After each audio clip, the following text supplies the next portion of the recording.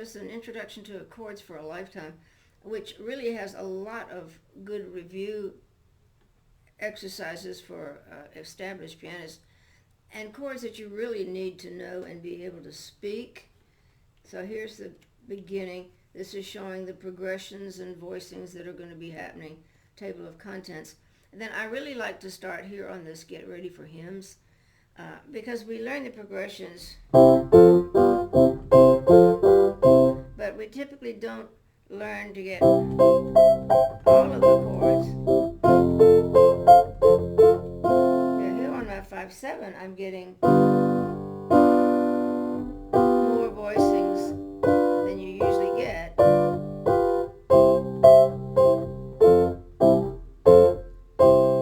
Because you need those. I mean, what if you're at the end, in the middle of a recital and you can't remember what to do? Well, you know you can at least go. You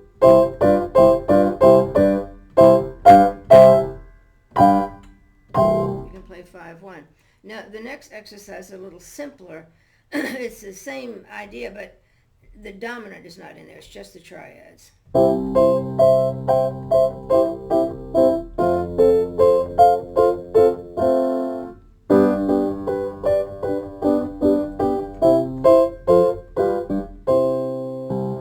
And I think that's important because you're going to eventually play all your chords in the right hand. All right, now my favorite exercise next here is developing thirds and sixths in your right hand, because you're eventually going to do all your harmony in your right hand. So you'll learn the root position, 1, 4, and 5, 7, but then you're going to split them up. Root third, third, fifth, root third, third, fifth, fifth, seventh. And once you can do that in a bunch of keys, you start doing like an upper neighbor, lower neighbor, passing tone.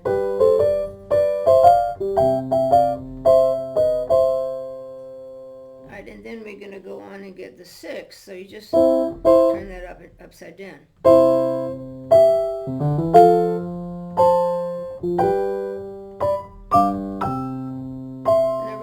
To get into improvisation. And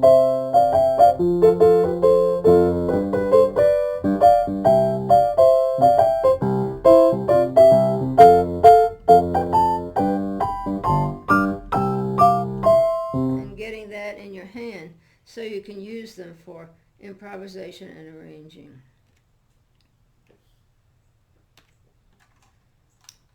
On the wrong page here. Okay. Then the next few pages are just chord progressions all over the place. We've got the regular 1, 4, but adding the 2 chord. Different all inversions. And start looking in Bach and Mozart and Beethoven and how everything ends like that. All right, then here we're going to throw in the 2/6 chord, the 2 chord with the third on the bottom.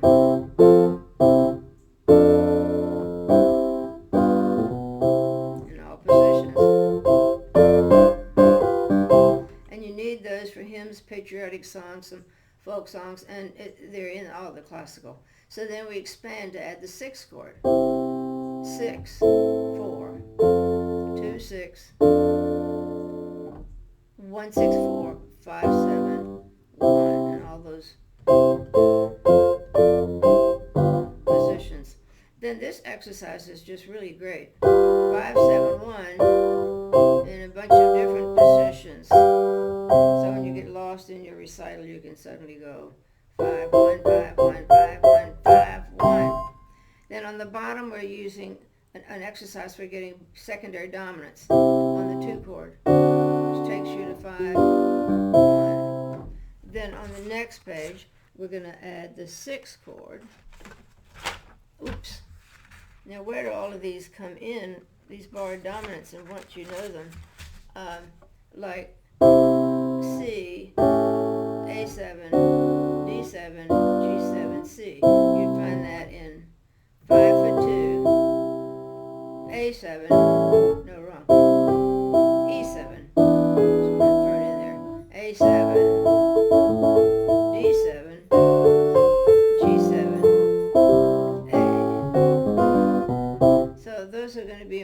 in standard tunes.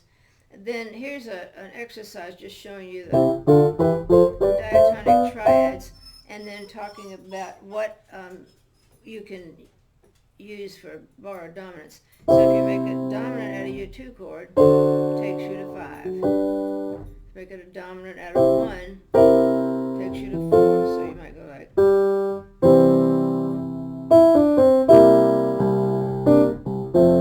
takes you to 1 there.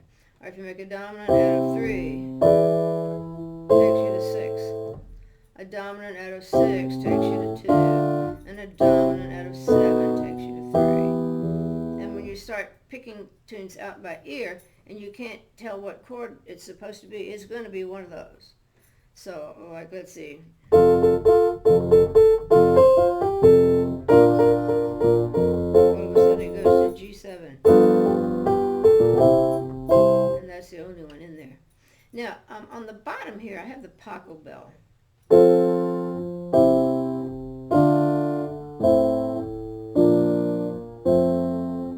This is a great one at any time. You'd be surprised at how you can use it. You can use it for improvisation.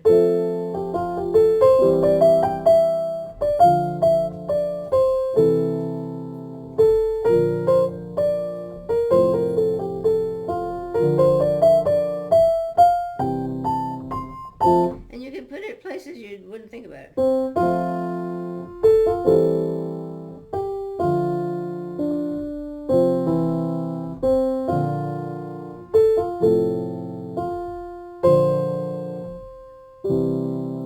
Something that uses it. What is it?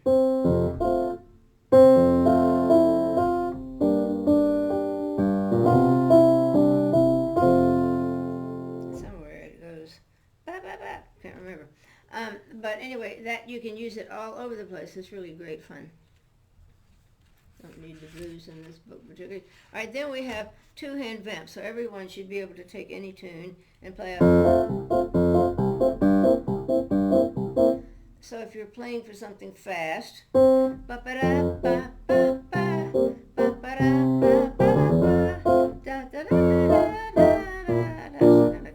you don't have to play the melody, a 2-hand vamp is great. Jingle bells, so you need that, and then you can put that into 3-hand vamp, which is the only way you can play Broadway. So you need that, definitely, that technique. Now here I have an Amazing Grace in a 2-hand vamp, but I had to throw it into, a 3-hand vamp, but I had to throw it into 4/4. 1, 2, 3, 4, 1, 2, 4, 1, 2, 3. And then here's a version with 3-hand chords in the right hand.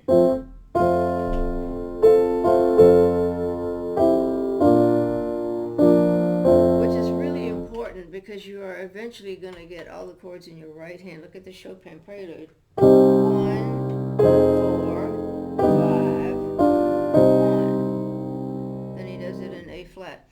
So you're going to have that. And in standard tunes, you're definitely going to play in the right hand.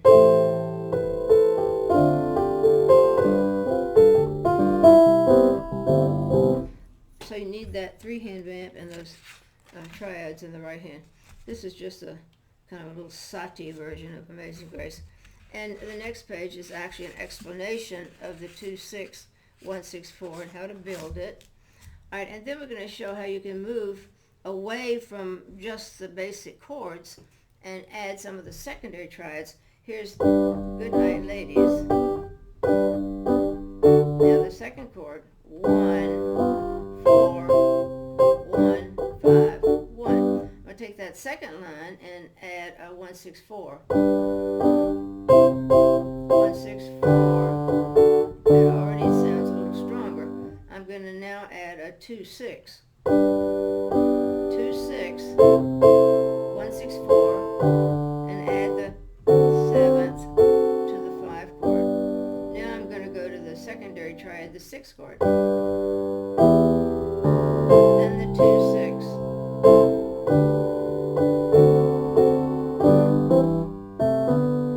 And that's such an important in progression, you want to get it for absolutely everything.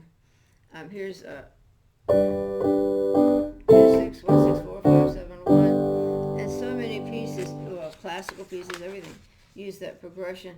If you look at My Country 'Tis of Thee, 1, 6, 2, 6, there's that progression. We were practicing 5, 1, 6, 2, 6, 1, 6, 4. Here's actually a secondary dominant going to 6, 2, 6, 1, 6, 4, 5, 7, 1. And I like to play that in all 12 keys at least once a year just to keep my hand in. And Joy to the World is a great one because it gives you the descending scale harmonization. 2, 6, 1, 6, 4. Plus the secondary triad. 1, 3, 4, 1. That's another one I play in all 12 keys at least once a year. It's a great one for kids to learn that progression. And then the pages after that are just chords and chords and chords. Now, these next pages are all just 1, 4, and 5, 7. But there's left hand alone in all shapes, all positions. There's with right hand chords and left hand root in all keys in all positions. But it still is just 1, 4, and 5. But you definitely want to master those chords. See, it goes on and on and on and on. All right, and then finally, there's only 2 pages in this book because it's an intro of hymns to melodies to harmonize. And a lot of people learn their chords, learn their melodies, but they can't just take a melody out of the blue and harmonize it. So you take this and do it in all 12 keys. These days in the churches, there's a lot of modal stuff, and there's nothing in it written but the melody, maybe the words, and maybe a chord symbol if you're lucky. So you've got to be able to go, okay.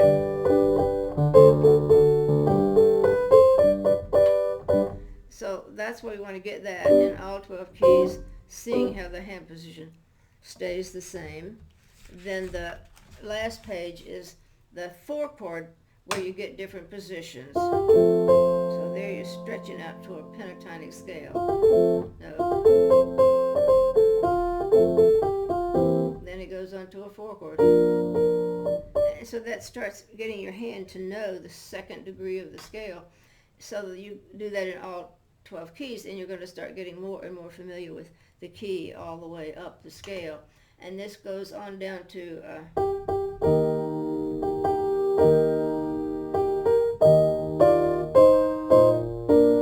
first going to go, and then you learn to move to the first inversion, 2nd degree.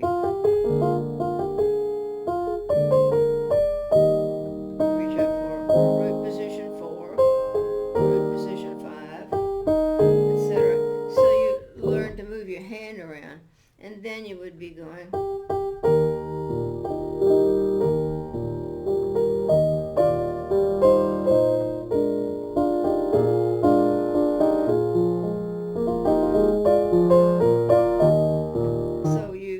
These little things and learn to arrange them. So this is just an introduction for people that need to brush up on their chord progressions.